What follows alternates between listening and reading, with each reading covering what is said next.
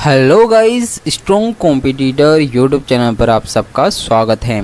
और आज मैं लाया हूँ आपके लिए most important books and authors, जो कि पिछले एग्ज़ाम्स के अंदर जितने भी बुक्स और किताबें आई हुई हैं उन सब के बारे में आज हम इस वीडियो में चर्चा करेंगे।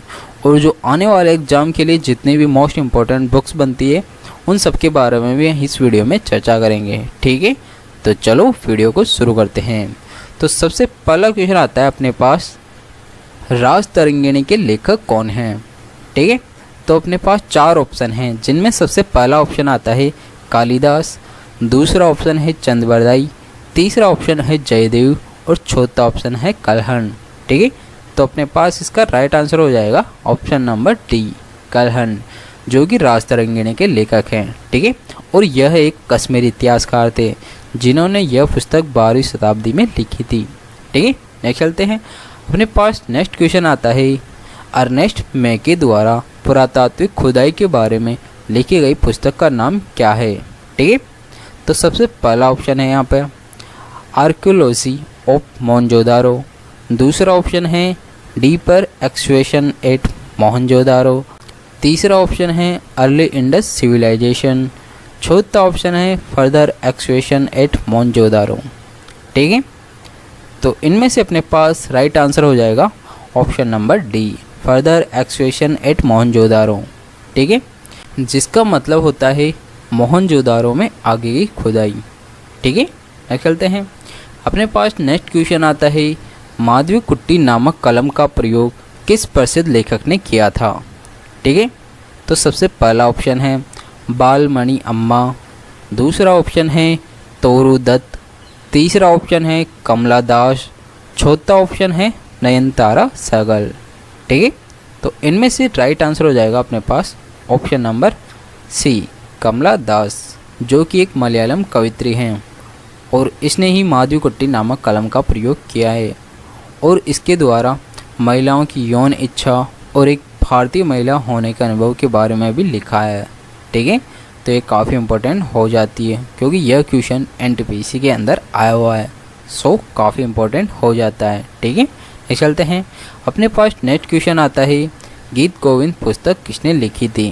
ठीक है, तो सबसे पहला ऑप्शन है यहाँ पे मीराबाई, सेकंड ऑप्शन है जयदेव, तीसरा ऑप्शन है रश खान और चौथा ऑप्शन है सूरदास।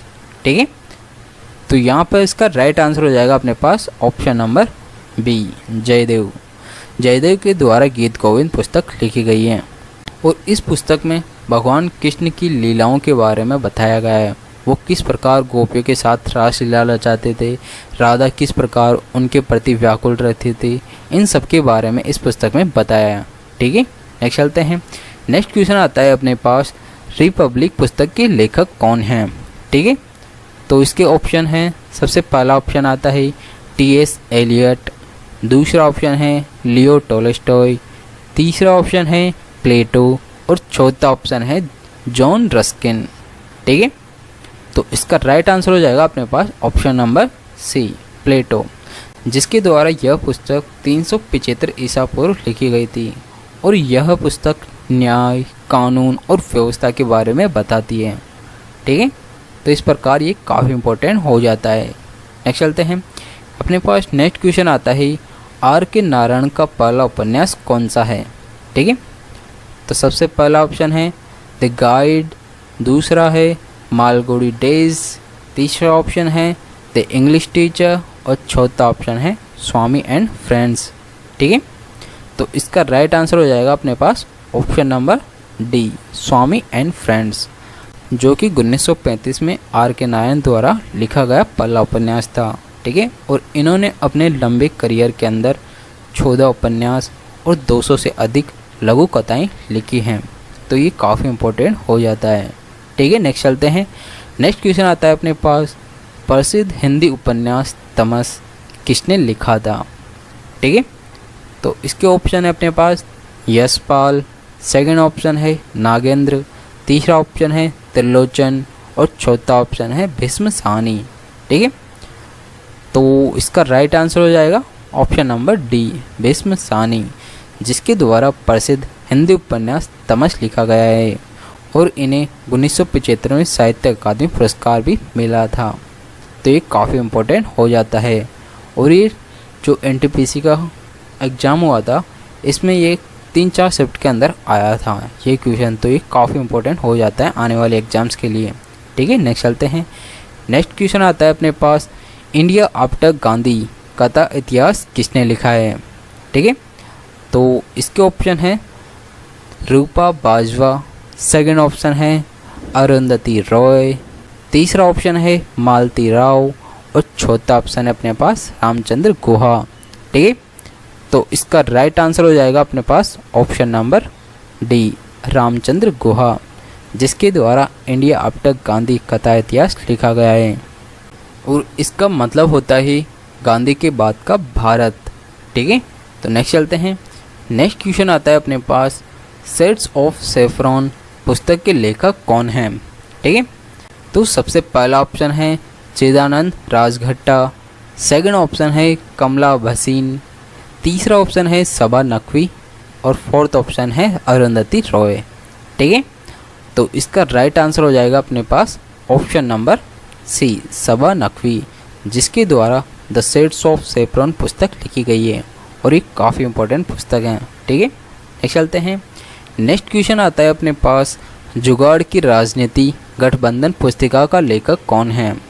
ठीक है, तो इसके ऑप्शन है चेतन भगत, टॉमे हैक्स, तीसरा ऑप्शन है झुम्पा लाड़ी और चौथा ऑप्शन है सबा नकवी।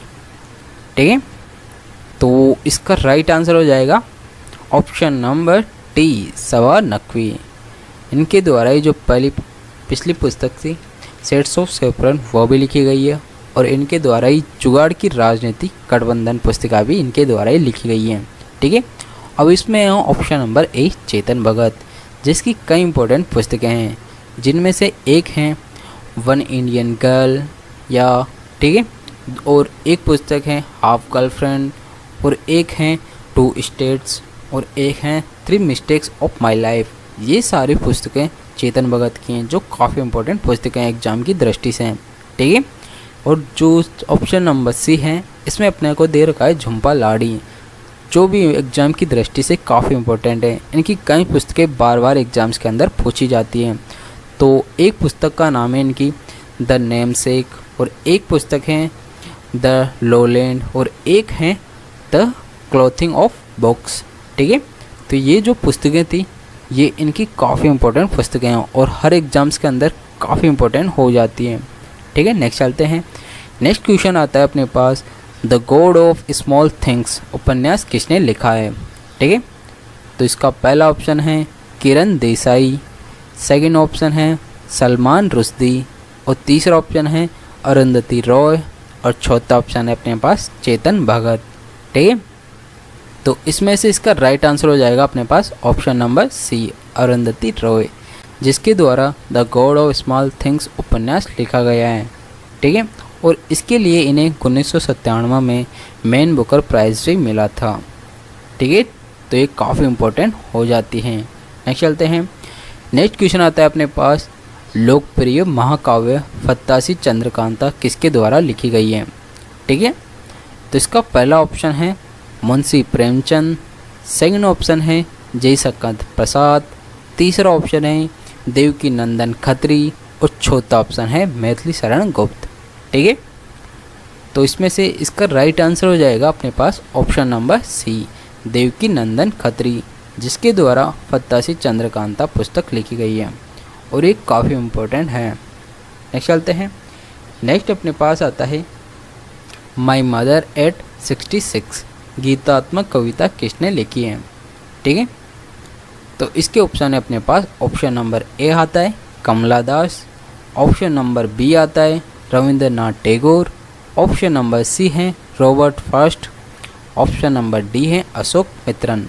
ठीक है, तो इसका राइट आंसर हो जाएगा अपने पास ऑप्शन नंबर ए, कमला दास, जिसके द्वारा माई मदर एट 66 पुस्तक लिखी गई है। और जो पीछे हमने देखा था कि जो माधवी कुट्टी नामक कलम थी वो भी कमला दास से ही संबंधित हैं। ठीक है, नेक्स्ट चलते हैं। नेक्स्ट क्वेश्चन आता है द वाइट टाइगर उपन्यास किसने लिखा है। ठीक है। तो इसका सबसे पहले अपने पास ऑप्शन आता है पहला चेतन भगत, फिर दूसरा ऑप्शन है खुशवंत सिंह, तीसरा ऑप्शन है अरविंद अड़िगा और चौथा ऑप्शन है विक्रम सेठ। ठीक है।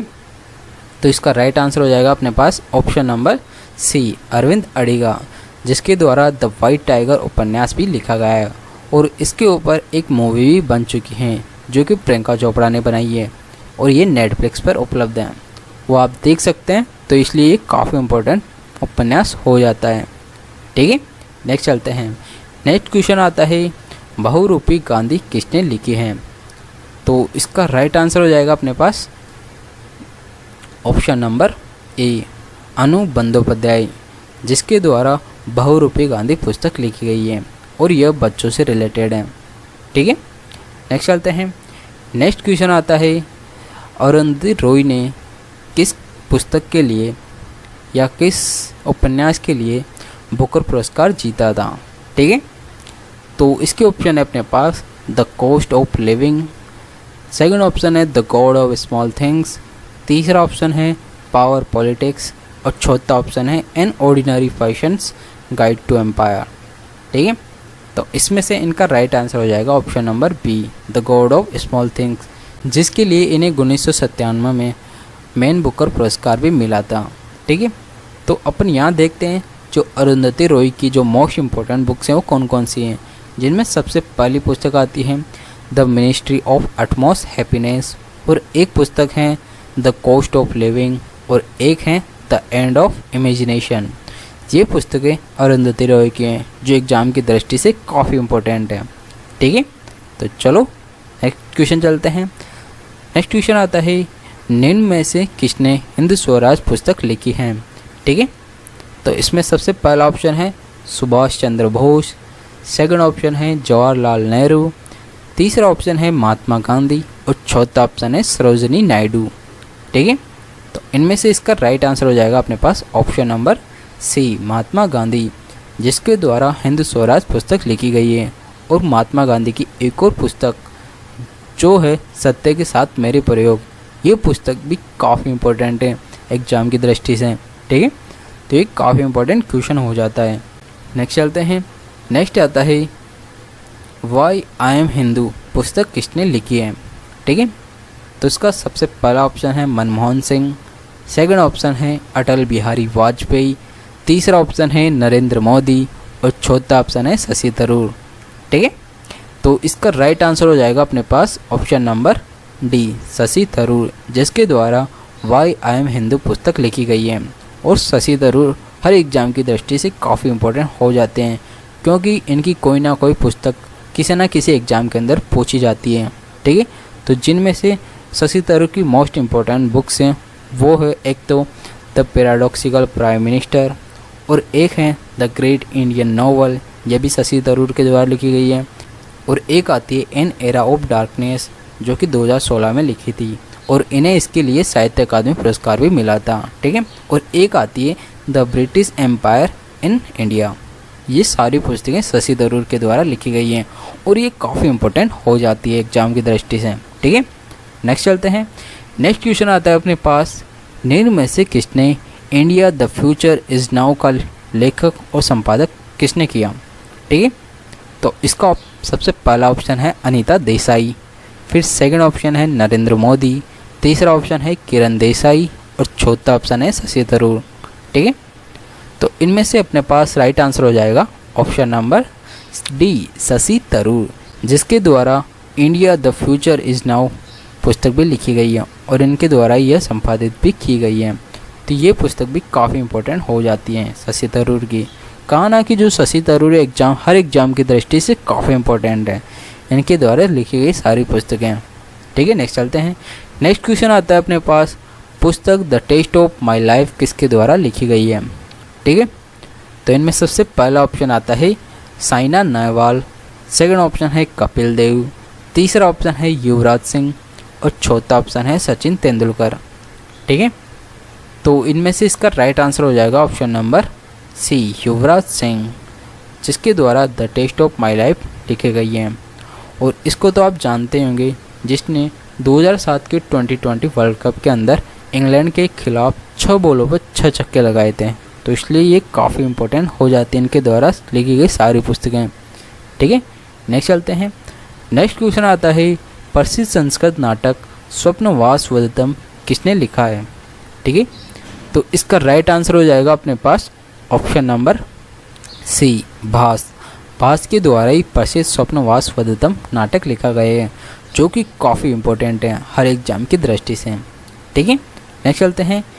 नेक्स्ट क्वेश्चन आता है, प्रसिद्ध बंगाली उपन्यास पातेर पांचाली किसने लिखा है? ठीक है, तो इसके ऑप्शन है शरद चंद्र चट्टोपाध्याय, सेकंड ऑप्शन है रविंद्रनाथ टैगोर, तीसरा ऑप्शन है विभूति भूषण बंदोपाध्याय और चौथा ऑप्शन है बंकिम चंद्र चट्टोपाध्याय। ठीक है, ये जो नाम देख रहे हैं ये सब बंगाली नाम हैं। ठीक है, तो इसलिए इनमें से इसका राइट आंसर हो जाएगा अपने पास ऑप्शन नंबर सी, विभूति भूषण बंदोपाध्याय। ठीक है, जिसके द्वारा पातेर पांचाली पुस्तक लिखी गई है।